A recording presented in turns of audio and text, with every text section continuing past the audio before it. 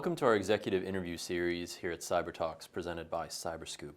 I'm Elias Grohl with Scoop News Group, and we're here with Mischa Beckett, the Director of Cyber Threat Intelligence at GDIT. Mischa, thanks for joining us. Thanks for having me. So I'd like to start by asking, how has the enormous and sudden attention around generative AI impacted your organization's cybersecurity planning heading into the coming year? That's a great question. We've certainly seen an impact. Between the release of ChatGPT about a year ago now has really spurred tremendous interest in the public sector in generative AI, and President Biden's executive order too has definitely spurred a lot of interest on the federal side. At GDIT we've been tracking this and investing heavily in AI for some years now. Luna AI is our digital accelerator, so we've had a lot of focus there for some time. But I think this last year's developments have really sort of spurred interest into hyperdrive, I would say. So the things we're seeing on the ground are increased demand from customers. Things like, how do they take advantages of the rewards of AI? What are use cases for their organizations? How do they advise their personnel as to whether or not they should be using AI in the course of their day-to-day jobs? And on the flip side, we're also seeing, real concern around threats and risks associated with AI.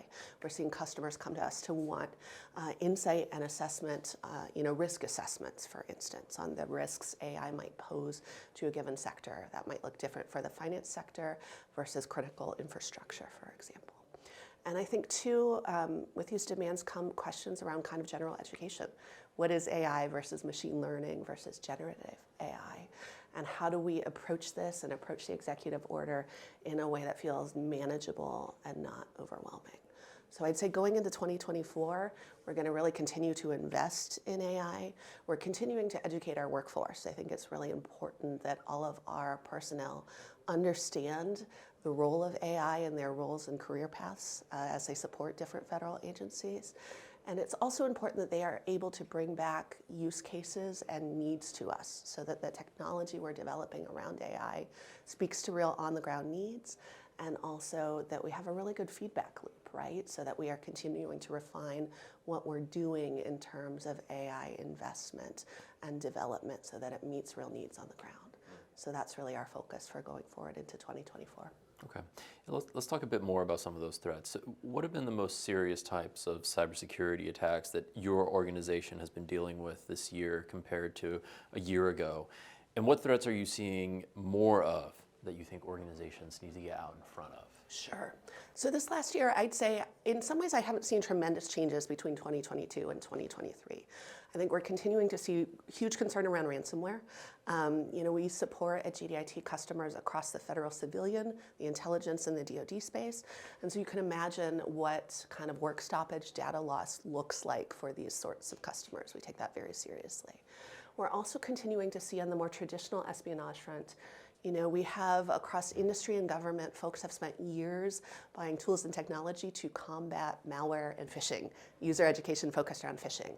But the last 5 or 10 years, we've really seen a shift to advanced persistent threat actors abusing the authentication path, using compromised credentials, using legitimate credentials, and sort of normal pathways to get into your system. So they're really effectively masquerading as normal users, which is much harder to detect than malware or phishing, typically. So we expect that trend to continue. We're also seeing, I would say, an increasingly challenging vulnerability landscape.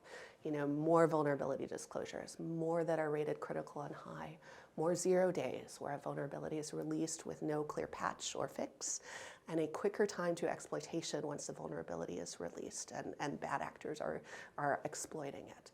So we anticipate that's going to continue through the next year. We're also really looking ahead, I'm thinking a lot about AI as it meets the threat landscape. And right now I think that AI is not necessarily bringing entirely new threat vectors. It's more making existing threat vectors more sophisticated, speedier. For instance, it can make that path from 0-day disclosure to exploitation much, much more rapid. But I think we're not far away from seeing AI genuinely pose kind of wholly new risks. For example, assessing how to chain attacks to most effectively get into your environment. And so that is something at GDIT in my role kind of focused on threat that I'm going to be really keeping close eyes on as we head into 2024. Mischa Beckett, thank you so much for coming by and sharing your expertise with us here at CyberTalks. Thanks so much for having me.